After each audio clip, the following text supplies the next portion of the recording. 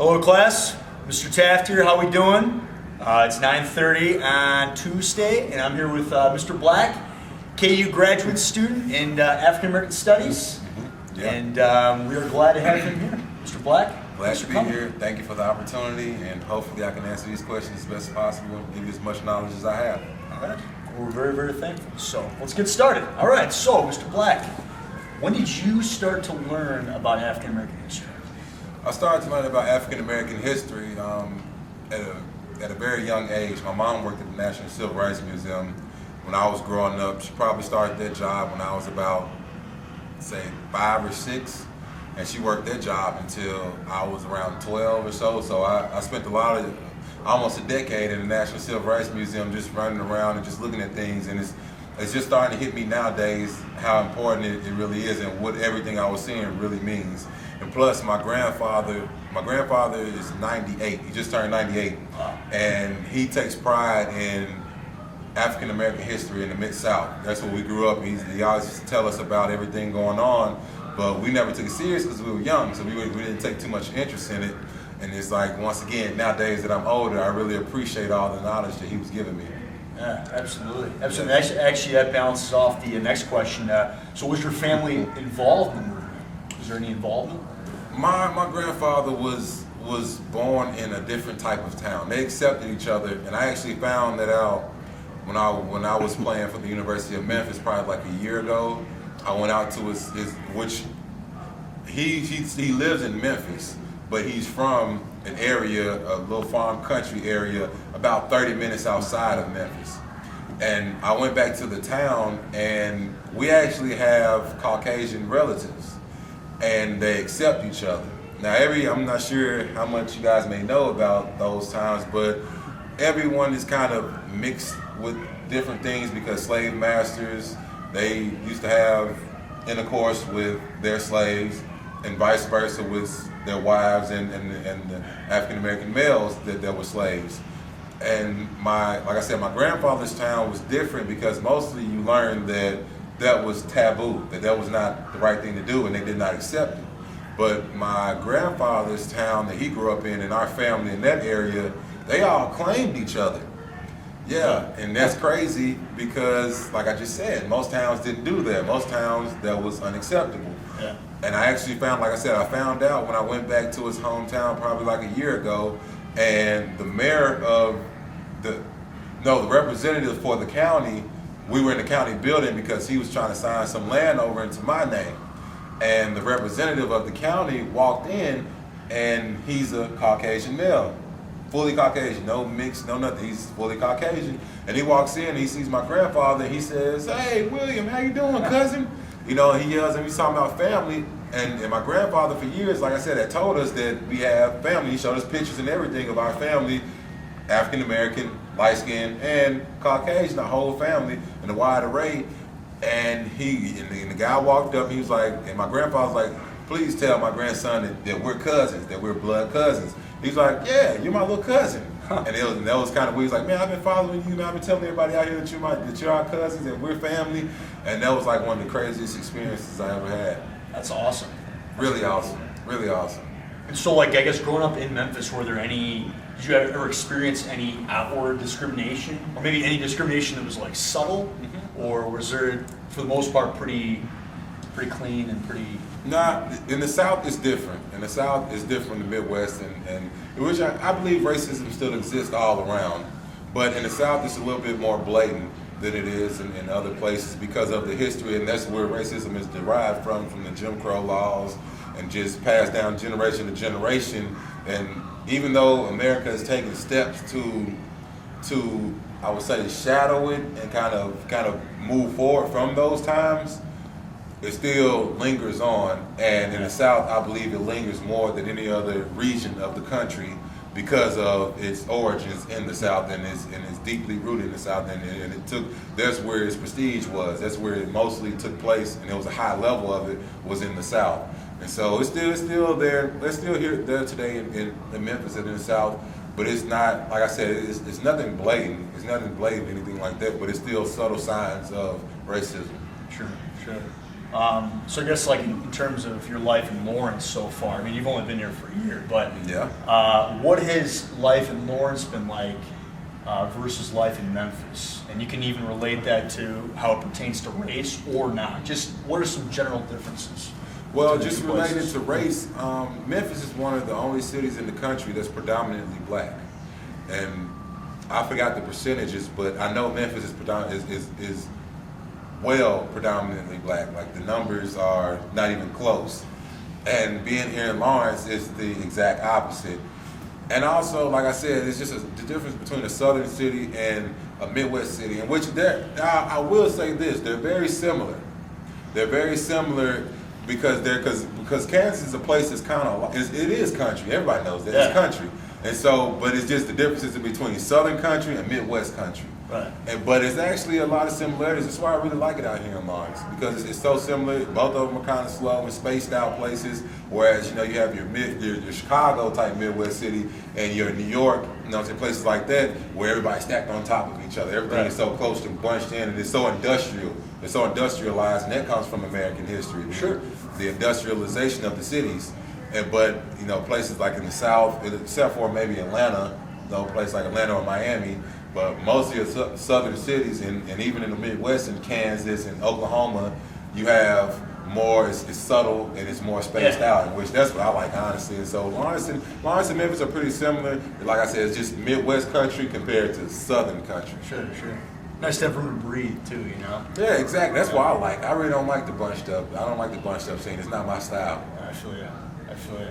So, is there a greater sense of community among African Americans in the South than in other regions of the U.S.?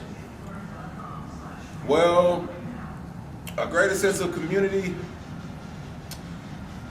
I wouldn't necessarily say it's a greater sense of community, because if you study African American history, there have been groups formed in every region of America for African Americans. Right. Out on the West Coast, let's take for instance the kids will definitely know the Black Panthers. Yeah.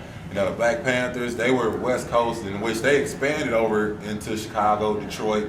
They expanded across the country, but they started in the Bay Area in California.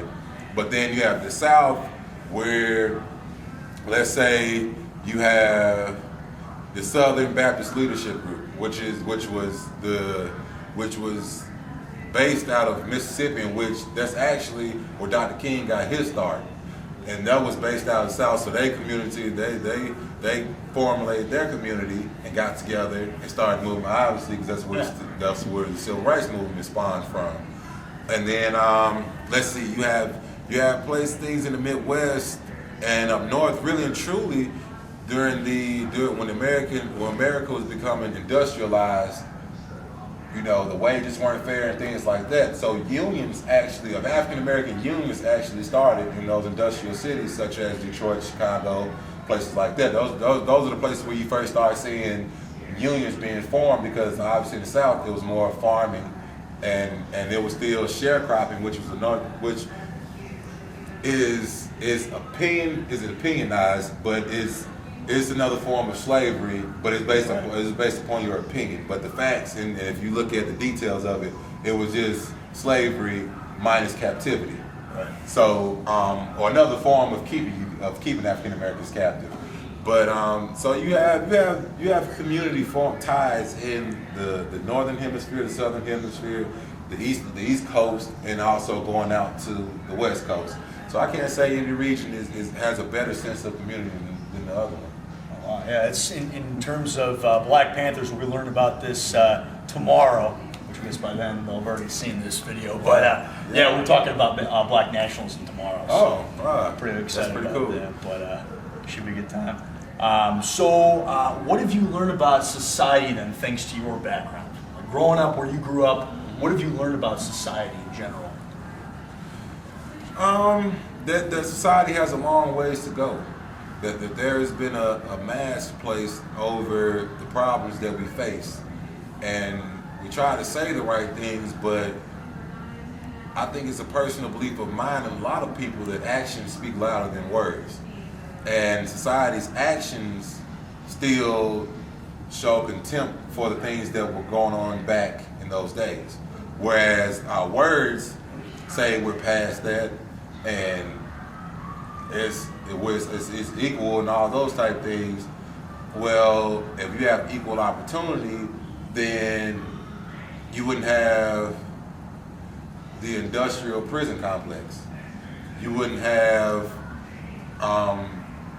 if you look at it, if you study it, you wouldn't have the abortion clinics in all African American communities in the inner city of cities where African Americans are predominantly located, and not in just spread throughout the city.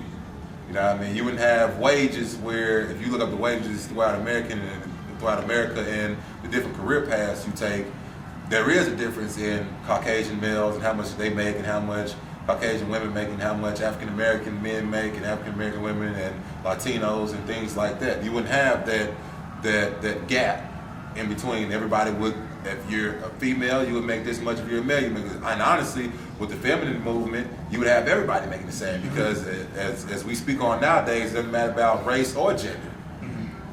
See what I'm saying? Yeah. But you still have those things if you study them. If you study the statistics of America, you still have those things going on, in which that shows that words are coming out right. They're coming out right. They're the right things to say. But if you look at the actions and what's actually going on, there are still many problems that we have to deal with today. There's a lot of institutional stuff that we're still dealing with. Okay, I see. So related to words, actually, I had a student kind of wonder about this. Let's talk a little bit about the N-word and how now it seems to be, the last couple of decades or so, there's been by a lot of people within and outside the African American community, kind of a free use of it, depending on whether or not you use the ending with the A or the ending with the ER. Yeah. And especially with related to sports, the NFL's been talking about banning the use of that on the field. Can you talk a little bit about that word and what it means today, or if it means as much today as it did during the time of the 60s and the 50s? Yeah. Well, I think that we as a people, we define what the word means. So let's take for instance, we would call it the N-word, but we were predominant people. So we were the middle class to upper class, and that was the title given to us because the word bourgeoisie. Let's say they replaced that word with the N-word, and they replaced the N-word with bourgeoisie, then the N-word would be acceptable. Today it's not acceptable because of the stamp and the tag that was placed on it and how it was defined when it was originated. But if people transform it into their own meaning, not saying that I agree with the use of it, but it's up to them, and it's an opinion type. It's an opinion thing, how you take it and the connotation behind it. Sure. But I'm not stating whether I accept it or not, because I've been a victim of using it. I mean, I've used it before, but also I felt like it's not the right thing to do. So, I've been at that phase, and now I'm at a phase where it's kind of like, okay, transitioning from it, but that's my personal opinion. Because if you don't take any disrespect to it, and you go on like it's a normal day, then what's the real issue behind it? And but also, like I said, I'm not really using it anymore, and I'm transitioning not to use it, but that's because of my personal belief of respecting people and calling them by their name. Right. So it's not necessarily I think the N-word is I'm down on you or talking bad about you for saying it, but it's just I feel like it's more respectable. I think about it in a different manner because the word was created to give a title to a people that stripped them of their name. And if you learn about slavery, the main premise of slavery is to strip a people of their culture. They can become slaves if you strip them of their culture. And so the N-word was formed to strip African Americans of their culture. So that's more so the reason why I go about calling people by their names or friend or sir, things like that instead of the N-word because of my belief in that.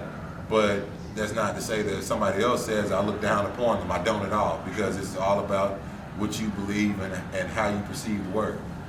Thanks for those thoughts, and that's kind of a tricky subject to talk about in school, so I'm glad that you touched on that so much. Man, no problem. That's what we're here for. Absolutely. All right, so Okay, this is a two-part question. First part, what are some challenges in the African American community, and you kind of touched on this already, that you feel persist as a result of not being fully addressed during the civil rights movement? Some issues that still persist. I think a big thing that still persists in the African American community is a identity and an understanding that, for one, you have to go back to the origins, like I said, of slavery, stripping culture away. We tend to look at people of African descent as all being one type of people, just African Americans, where you look at other ethnicities and you would say, oh, he's Italian, oh, he's German, oh, he's French, he's Russian, you know what I'm saying, he's Yugoslavian. Well, Africa it should be considered in the same manner, because Africa is not one country. Africa is a continent with many countries. You know, so like Africa is like Asia, Africa is like Europe, Africa is like North America, and it's like South America. When you say South America, you're talking about Mexico, you're talking about all of Brazil, you know what I'm saying? You're talking about all these different countries. Well, Africa is the same thing. Africa is not just one, like everybody in Africa is the same. No, Africa actually holds, if I'm correct, holds more people than any other continent on this earth. Africa has more languages than any other continent.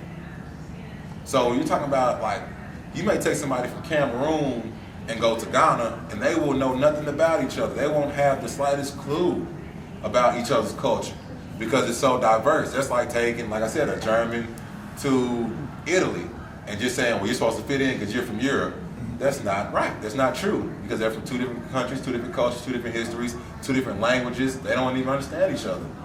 And that's the same manner. That's the same thing that goes to that should be tagged to Africa and the people of African descent. That if you find out where your lineage goes back to, in which that's very hard, because like I said, we were stripped of our culture when our ancestors came over. But if you can find your lineage, then that's what should be assessed to you, the culture that you come from. And that's what we need to, I think is in the African American community, that's the bare, I think that's like the blueprint. Stop assessing everything to everyone as one person or one type of thing, and understand that this is a diverse problem that we have in the African American community. We have many issues that come from diverse origins, and we need to find these origins, and we need to deal with them as such. Right. So I guess and this kind of ties to a couple of questions. I mean, especially talking about Malcolm X and what he preached so much. But first of all, like we talked about, I read an article about in the LJ World about some of the things that you want to do after you graduate, on being a role model to young black men who grew up in some rougher areas and some harder areas. And related to like the last part of that question, what are maybe some of your goals for making improvements in the African American community or the black community? Mm-hmm. One of the major things is education. When you come from the inner city, because I'm from the inner city, and when you come from the inner city, especially in Memphis, it's your education value is less than the outskirts, maybe the suburban areas of Memphis, and Memphis in a whole compared to the country. Because I think Memphis City Schools is one of the lowest. Well, I won't say the lowest, but it was considered one of the worst educational systems for a city. You know what I mean? And a lot of it ties back to the inner city not having adequate books. What's that? But not having adequate books. The teachers aren't taking their job seriously. They're kind of frustrated because of the kids they have to deal with, and the kids are frustrated because they just don't have the same opportunities. And so, just providing those opportunities in education, and they'll have an athletic influence, some extracurricular things that pertain to athletics and different things of fun and interest and leisure, because obviously I play basketball, but I'm not a basketball player, but I play basketball. Mm-hmm. So they will have that type of influence in it, but at the same time, that education is key. That's what our society teaches, that education is key. And knowing that you can be the most intelligent person ever, but if you don't attain a degree or anything, or if you don't attain some type of education, then people don't even give you a shot. And so that's what I want to help out with, is presenting a shot, presenting an opportunity for inner city kids to have the same opportunities as kids that come from the suburbs, and kids that have better educational backgrounds throughout grade school. Sure. So like what kind of specific things do you want to do then? You want to set up some like kind of after school programs, tutoring programs? Mm-hmm. Tutoring programs, SAT, ACT prep programs. In Memphis, we have the TCAP for middle school. That's a test you take. That's an assessment test you take at the end of the school year in middle school, and the last year of elementary in order to go to middle school, which kind of assesses how far you've come and whether you know enough to move on and things like that. And you have to reach a certain score. So TCAP prep things, study hall things, like, man, I just want to provide them with everything they need in order to be successful education-wise, and even more, like even beyond, because they need beyond. They don't just need enough. They've had enough already. They need the extra foot to be put forth by people to present them with the opportunities. Absolutely, that's awesome. So, kind of going back to the movement historically, who's your favorite activist? Favorite civil rights activist? My favorite civil rights activist. Well, you have to understand, there's a difference between civil rights and, like you said, the nationalist movement. Yeah. So if we're just talking about civil rights, then I look up a lot to Dr. Martin Luther King, but I like Booker T. Washington. A lot of people don't know about Booker T. Washington. They don't know much about him, but I like Booker T. Washington a lot. He did a lot for the African American community at a time when they really needed it. And I think that his work isn't appreciated as much, because a lot of people want to see the vigilante. A lot of people want to see you go against something and fight it and fight the move, fight the power, or whatever however you want to phrase it. When also you need those people who want to cooperate, because in Booker T. Washington's situation, a lot of people don't know, he was secretly a nationalist. He's considered a nationalist in a lot of ways because of a lot of things that he did. He was secretly funding nationalist movements, but in the face, in everybody else's, like in the public eye, he was an accommodator, because he was trying to he was trying to connect the two sides. He was trying to connect the whites and the blacks of America, and he was very successful at it. He was counselor to presidents. You know, he has pictures in the White House, and they actually called him for his counseling to see what they need to do. He actually formed the Tuskegee Institute, where actually my grandmother went to college, and in which a lot of African Americans were educated there. And that was a place where they could actually go at a time where they weren't allowed to be educated at the time. It wasn't necessarily they weren't allowed to be, but they didn't have the opportunities to. All the major universities weren't going to accept African Americans into their universities. So he did a lot for the African American community, and he's kind of like an unsung hero, because if you study it, everybody knows who he is if you study it. But to the like I said, the public eye of just the African American movement and all, a lot of people really don't understand Booker T. Washington and know everything that he did. Yeah. So then what do you think about W.B. Du Bois? I like W.E.B. Du Bois. I like him a lot. My thing about W.E.B. Du Bois is I don't necessarily agree with his method. And in studying his method, later on in his years, he actually ended up starting going against it. He ended up actually believing that it wouldn't work. And so, and that's not a knock, because it might could have worked. You never know. The things that African Americans are playing, like Martin Luther King, he was just in the right situation at the right time. Because if you learn about Martin Luther King, he actually was chosen because whites didn't quite know who he was. They were slower to take him down. They were slower to take the movement down because they didn't quite know who he was. They didn't see him as a presentable threat. But a lot of people don't put it out there like that. They put it out there like he was quiet and everybody loved him so much. He was so charismatic, and so he just rose to power like that. In which that was a part of it, but also it was a perfect opportunity because, like I said, he was just a regular preacher, and nobody really knew who he was. So they weren't. So the whites and the KKK at the time weren't fast to shoot down the movement because they didn't quite see him as a threat as much as they did some of the other preachers in the area that might have been better for the job at the time. But obviously now we see we can't say they weren't, but we see that the right guy was chosen, obviously, because Martin Luther King ended up becoming one of the biggest icons of American history. But some things took place in order for him to get to that point, that prestige. Yeah, absolutely. Okay, so Mr. Black, it's been a really great pleasure. We got one more question for you. What effect have sports had on the African American community?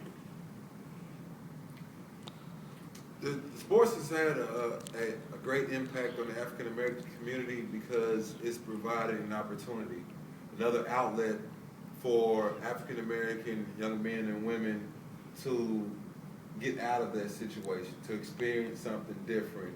And it's also provided something of leisure to keep them out of harm's way that comes with the community they live in. After school, you go to practice, and then you have to worry about making the good grades in order so that you can keep playing the sport. And that consumes a lot of your time and it keeps you focused on the right things instead of getting out of school and now you're on the streets with the thugs and the people who are doing the wrong things that will lead you down the wrong path, will lead you down the same path that they're on. So I think sports has been great for the African American community. And honestly, if you look around America, sports has been great to everybody. Sports has helped all races, all ethnicities. Yeah. But you know what I'm saying, particularly speaking towards the African American community, it's definitely helped the African American community a lot. Well, great. Well, thank you so much, Mr. Black. Really appreciate your time, and you're a busy guy, but we're very fortunate to have him here, and good luck with everything else. Pleasure's all mine. I thank you for the opportunity. You bet. All right. Take it easy.